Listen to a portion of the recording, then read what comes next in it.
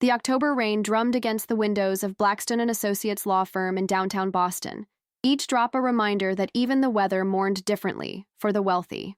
Olivia Bennet sat in the waiting room, her reflection caught between raindrops on the glass.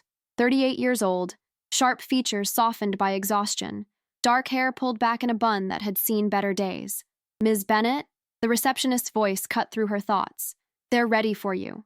The conference room smelled of leather and old money, filled with faces she'd learned to read like code. Her brothers, Marcus and Daniel, sitting like twin pillars of inherited privilege, their wives beside them in black designer dresses that cost more than most people's monthly rent. Her father's business partners lined one wall, a gallery of gray suits and grayer morals. Attorney Harrison Blackstone cleared his throat, his fingers dancing across the mahogany table. "Thank you all for coming. As executor of William Bennett's estate, it's my duty to read his last will and testament." Olivia watched her brothers exchange glances, the kind that spoke volumes in the silent language of exclusion she'd learned to interpret over 20 years.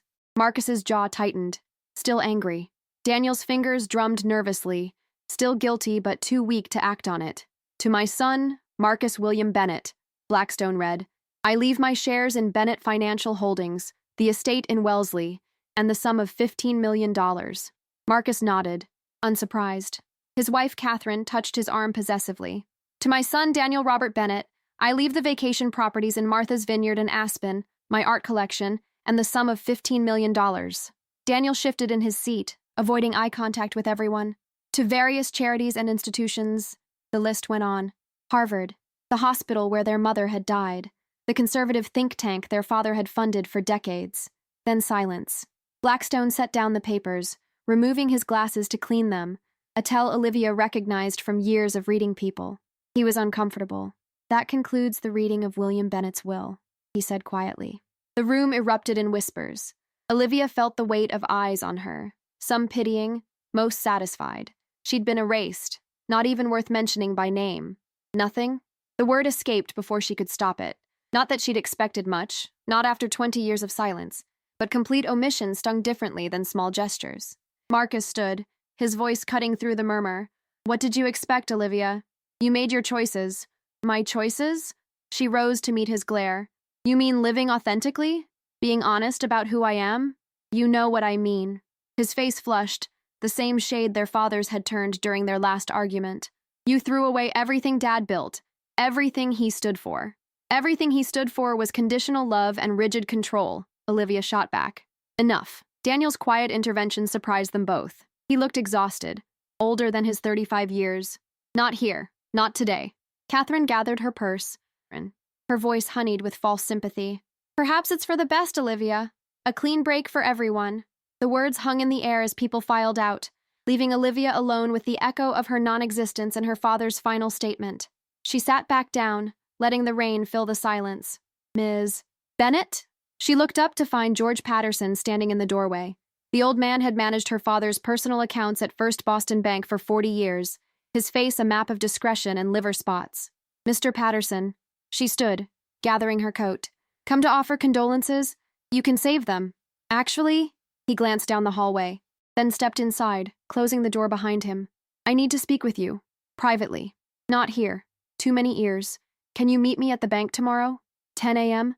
Something in his voice, a tremor of urgency mixed with fear, made her pause. "Why?"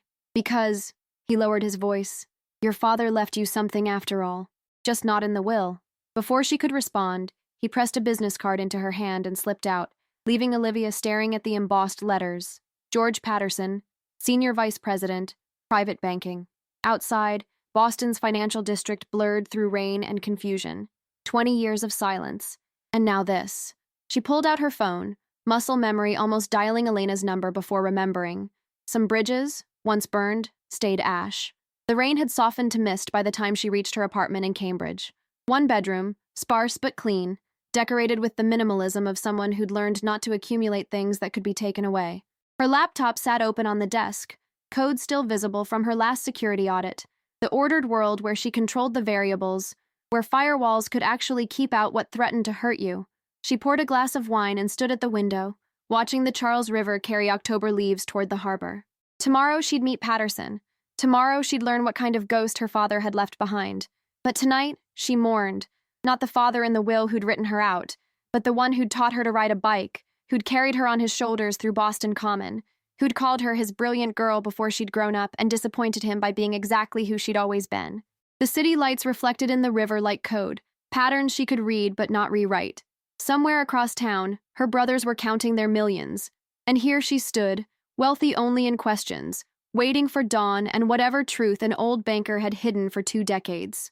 Chapter 2. The Banker's Secret. First Boston Bank stood like a granite guardian on Federal Street, its neoclassical columns a testament to old money's love affair with permanence. Olivia arrived 15 minutes early, a habit from her cybersecurity days. Always scope the environment, identify exits, understand the terrain. George Patterson's office occupied a corner of the 17th floor, all dark wood and darker secrets. He looked older in daylight, his hands trembling slightly as he poured coffee from a silver service that probably predated the computer age. "Thank you for coming," he said, gesturing to a leather chair. "I wasn't sure you would. You said my father left me something." Olivia accepted the coffee but didn't drink. 20 years of silence suggests otherwise. Patterson moved to a portrait on the wall. Her grandfather, the first Bennett to make millions. He pressed something behind the frame, and a section of paneling swung open to reveal a safe.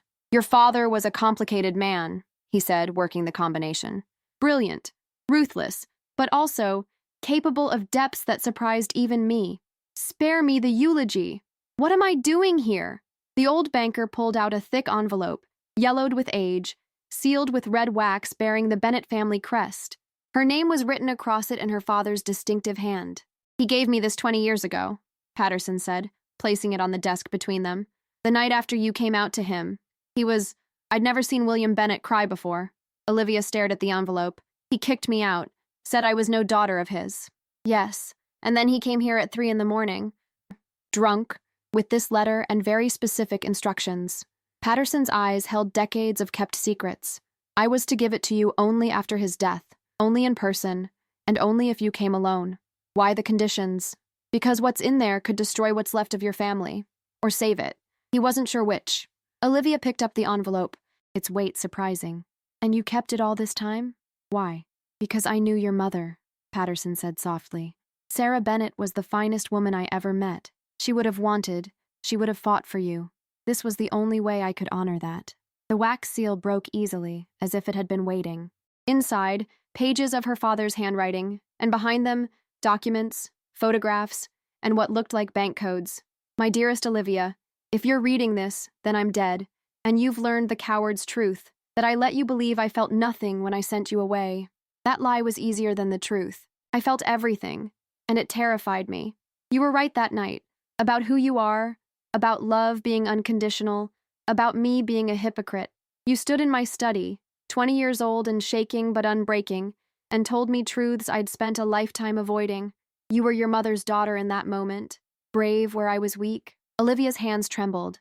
She could still smell the cigar smoke from that night, still see her father's face cycling through rage, disbelief, and something she only now recognized as fear. "But this letter isn't about my regrets. It's about your inheritance, the real one, the one your brothers could never understand or deserve." First, the practical matter.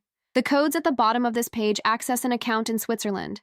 $50 million hidden from the estate, accumulated over 20 years. It's yours. But money is the least of what I leave you. What matters is the truth about your mother. Olivia's breath caught. Her mother had died when she was 12, suicide the official cause, though whispers of scandal had haunted the funeral. Sarah didn't kill herself. She was murdered. The words blurred. Olivia set the letter down, then picked it up again. "For 15 years, I let you and your brothers believe the lie because the truth was more dangerous. Your mother discovered something about Bennett Financial's dealings with the Sokolov family, Russian oligarchs who used our banks to launder money. She was going to the FBI.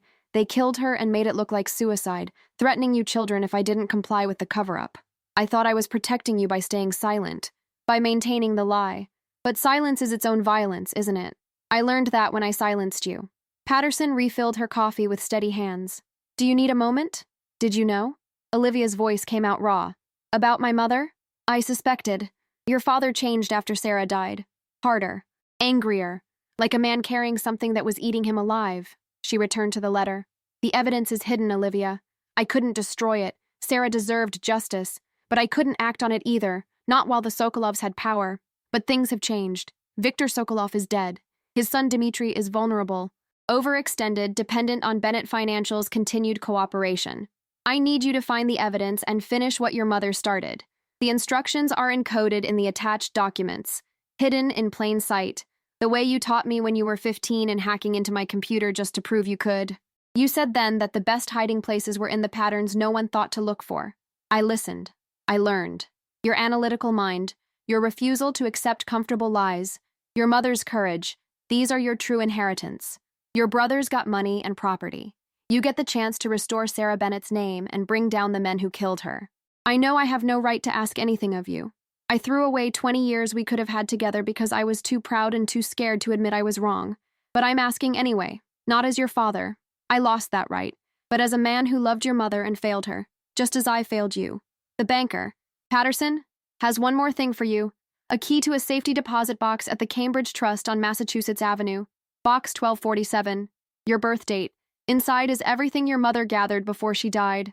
I'm sorry, Olivia, for all of it. For choosing fear over love, reputation over truth, silence over my daughter. I watched you build a life without me, becoming brilliant and strong despite my absence. That's how I knew you could do this. You survived me. The Sokolovs will be child's play. All my love, the father I should have been. Olivia set the letter down, her coffee cold, her world tilted off its axis. Outside, Boston went about its business, unaware that in this wood-paneled office, 20 years of truth had just come crashing down. There's more, Patterson said gently. He handed her a small key. He said you'd know what to do with the information, that you'd see patterns others couldn't. She studied the documents her father had included, financial records, routing numbers, transaction logs. To anyone else, they'd look like routine banking paperwork. But Olivia saw the ghost in the machine, the subtle anomalies that whispered of hidden pathways. The Sokolovs still bank with you? She asked. Their legitimate operations, yes. Dmitry Sokolov maintains several accounts. He's not the man his father was, sloppier, more vulnerable to pressure. And if I expose this, Bennett Financial falls too. My brothers lose everything. Patterson nodded slowly. Your father knew that. He said you'd have to choose, justice for your mother or protecting the family that rejected you. But Olivia was already seeing a third way, the kind of solution that came from years of finding backdoors in systems designed to keep people out. What if there's another option? What if I could get justice without destroying the legitimate parts of the company? That would require surgical precision and leverage. She smiled for the first time since entering the building. Mr. Patterson, I specialize in surgical precision, and my father just gave me $50 million worth of leverage. Standing, she pocketed the key and the documents. I'll need a few things. Access to Bennett Financial's transaction records for the past 25 years, everything you can get me on Dmitry Sokolov's current operations, and absolute discretion. You'll have it, Patterson said. Your mother? She would be proud. We'll see, Olivia said, heading for the door. First, I have a safety deposit box to visit and a ghost to resurrect. The October sun had broken through the clouds, turning the rain-wet streets into mirrors. 20 years ago, she'd left Boston as a discarded daughter. Today, she walked these same streets as something far more dangerous, a woman with nothing left to lose and everything to prove. Her phone buzzed. Marcus. She let it go to voicemail, already knowing what he'd say. But for the first time in 20 years, his words didn't matter. She had her mother's courage, her father's cunning, and a mission that would either redeem them all or burn everything to the ground. Either way, the Bennett family secret was about to be decoded, and Olivia had always been excellent at breaking encryptions. Chapter 3. Breaking the Code. Cambridge Trust sat on Massachusetts Avenue like a brick-and-mortar anachronism, its vault a pre-digital fortress in Olivia's high-tech world. She signed the register with hands that had steadied themselves through countless security breaches, but trembled now at the prospect of meeting her mother's ghost. Box 1247 opened with a soft click that echoed like a gunshot in the silence. Inside, a leather journal, USB drives that predated cloud storage, printed emails, photographs, and a pearl necklace Olivia remembered her mother wearing to every formal event. She lifted the journal first, recognizing her mother's elegant script on the cover. For my children, when the time is right. The vault's private viewing room was sterile, fluorescent lit, nothing like the warm study where her mother used to read to her. But as Olivia opened the journal, she could almost smell her mother's perfume, hear her voice in the carefully penned words. March 15, 2004. I've started documenting everything. William doesn't know. He thinks I'm writing poetry again, lost in my notebooks like our early days. But these aren't verses. They're evidence. The Sokolovs approached Bennett Financial 3 months ago. On the surface, legitimate investments in Boston real estate. But the patterns are wrong. The amounts, the timing, the shell companies. It's textbook money laundering. Olivia spread the printed emails across the table, her cybersecurity training kicking in. Her mother had been methodical, building a chain of evidence that would have made any prosecutor weep with joy. Wire transfer records, meeting notes, photographs of her father with Viktor Sokolov at supposed charity events. Her phone buzzed. Elena Martinez. After 2 years of silence, her ex was the last person she expected to hear from. Liv? I heard about your father. I'm sorry. How did you get this number? Olivia kept her voice steady, professional. I'm FBI now, Financial Crimes Division. And before you hang up, this is official. Your father's death triggered some flags in our system. We need to talk. Olivia stared at the evidence spread before her. About what? About why William Bennett's personal banker just accessed 20-year-old sealed records. About why you're sitting in a vault with what our surveillance suggests might be evidence in a cold case. And about whether you want to do this alone or with backup. You're watching me? We've been watching Bennett Financial for months. Dmitry Sokolov got sloppy, just like his father feared he would. We're close to moving, but we need someone inside. Someone with access and motive. Olivia's laugh was bitter. And here I am, the estranged daughter with a grudge. You're more than that.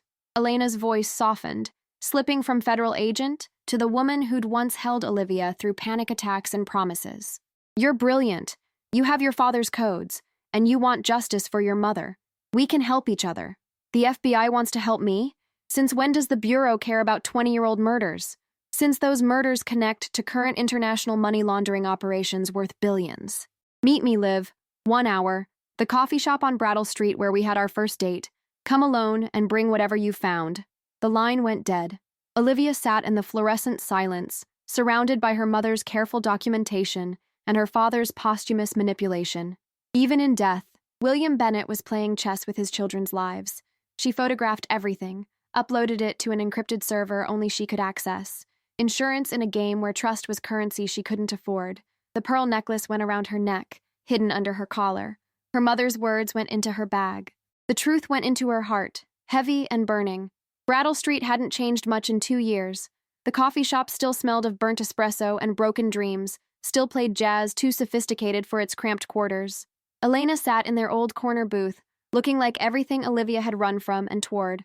Sharp suit, sharper eyes, badge visible just enough to warn off interruption. You look good, Elena said, gesturing to the seat across from her. Success suits you. Being emotionally unavailable suits you. Olivia sat but didn't remove her coat. FBI? Really? You hated structure, said you'd never be a Fed. Things change. People change. Elena's fingers found the bare spot where her engagement ring used to sit. After we ended, I needed purpose, direction. Turns out I'm good at hunting bad guys. And I'm what? Your latest hunt? You're my best chance at taking down a network we've been tracking for 3 years. Elena pulled out a tablet, showed Olivia a web of connections that looked like a spider had gotten into cocaine. Dmitry Sokolov, your brothers, half of Boston's financial elite, all connected, all dirty to varying degrees. My brothers? Olivia's stomach dropped. Marcus has been taking bribes to push through real estate deals that wash Sokolov money. Daniel's art gallery? 50% of its sales are to shell companies that don't exist. Elena's eyes held that mix of sympathy and steel that had always undone Olivia. Your father kept them out of the worst of it, but they're not innocent. And you want me to what? Destroy my own family? I want you to give them a choice. Elena leaned forward. Help us get Sokolov, testify about what they know, make deals, or go down with him. Your brothers aren't killers, Liv. They're just weak, greedy men who thought Daddy's protection would last forever. Olivia pulled out her phone, showed Elena one of the photographs from the vault. Her father and Viktor Sokolov, shaking hands over what looked like champagne and blood money. My mother was going to come to you 20 years ago, she said. They killed her for it, made it look like suicide. Elena's expression cracked, showing the woman under the agent. Jesus, Liv, I'm sorry. I don't want your pity. I want immunity for my brothers if they cooperate. I want Dmitry Sokolov in prison, and I want my mother's death reclassified as murder, her name cleared. Done. Elena didn't even hesitate. What else? I want you to know this isn't about us. Whatever we had, whatever we broke, that's separate. This is business. Understood. But Elena's hand moved across the table, stopped just short of Olivia's. For what it's worth, letting you go was the stupidest thing I ever did. Second stupidest, Olivia corrected. The stupidest was thinking I'd stay with someone who couldn't handle my broken pieces. They sat in the wreckage of their history while around them, Cambridge went about its academic afternoon. Finally, Elena pulled her hand back, pulled on her federal face. Here's how this works. You go back to Bennett Financial as a cybersecurity consultant. Your father's death and the will situation give you perfect cover. You use his codes to access the systems. Document everything. We'll be watching, ready to move when you give the signal. And my brothers? I'll approach them separately. Offer them deals. Marcus will lawyer up, but eventually fold. He's got kids to think about. Daniel might surprise you. Our surveillance suggests he's been looking for an exit strategy for months. Olivia stood, leaving her coffee untouched. I'll need a few days to prepare. And Elena, if you burn me on this, if you use me to advance your career and leave my family in ruins, I won't. Elena's voice was quiet, certain. I failed you once. Not again. Outside, October was painting Cambridge in shades of amber and regret. Olivia walked back to her apartment, her mother's pearls warm against her throat, her father's letter heavy in her bag. 20 years of silence had ended with an avalanche of truth, and now she had to decide what to do with it. Her laptop waited on the desk, patient as always. She opened a new project file, named it justice.exe. Her fingers found the keys and she began to code, not firewalls this time, but bridges. Pathways between her mother's evidence and current financial records, between her father's guilt and her brother's choices, between justice and revenge. Somewhere in Boston, Dmitry Sokolov was moving money he thought was safe. Her brothers were counting inheritances built on blood, and Elena was filing paperwork that would either save or damn them all. But here in her Cambridge apartment, Olivia Bennett was doing what she did best, finding vulnerabilities in systems designed to hide the truth.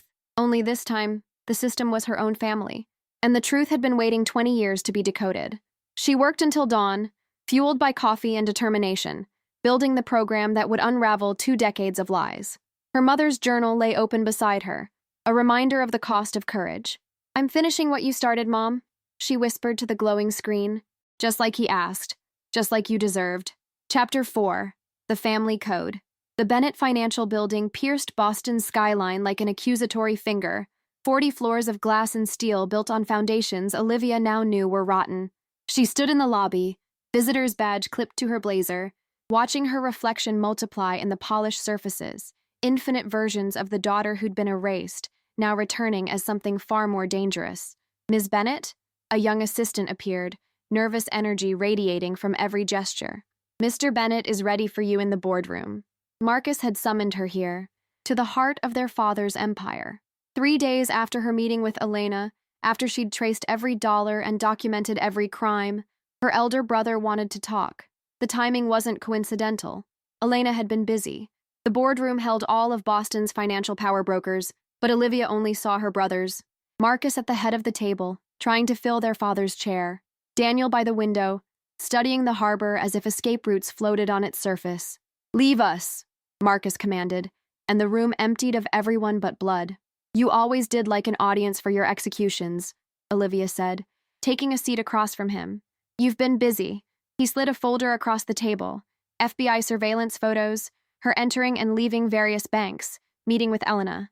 Did you think I wouldn't notice my cybersecurity specialist sister suddenly interested in our father's old business? Our father left me a job to do. Our father left you nothing. Marcus's face flushed, but underneath the anger was something else. Fear. You got that message loud and clear at the will reading. Daniel turned from the window. She got more than we did, Marcus. She got the truth. The brothers locked eyes, 20 years of hierarchy crumbling in that glance.